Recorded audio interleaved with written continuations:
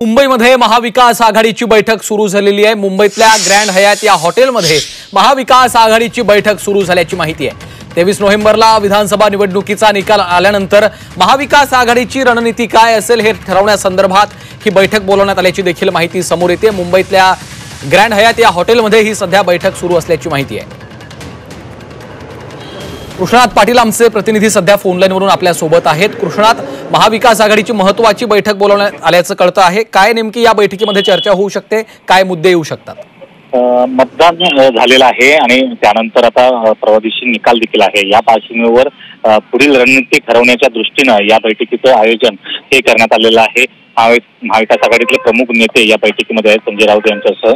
आणि या बैठकीमध्ये खास करून ठरवलं जाईल की ज्या प्रकारे सध्या काटेजोड लढत जी आहे ती महायुती आणि महाविकास आघाडीमध्ये दिसते। जर आमदार जर कमी पडत असतील किंवा अपक्षांची मदत घ्यावी लागत असेल तर कशा प्रकारची रणनीती आखणं गरजेचं आहे। त्याचबरोबर स्वतःचे आमदार तिकडे जाऊ नयेत यासाठीची काही रणनीती आहे जी काळजी घेणं गरजेचं आहे। त्या दृष्टीने देखील या बैठकीमध्ये चर्चा होण्याची शक्यता आहे। निश्चितच त्यामुळे या बैठकी संदर्भात आता काय अपडेट्स नवीन येतात हे पाहणं देखील महत्त्वाचं आहे। धन्यवाद कृष्णात या सविस्तर माहितीसाठी।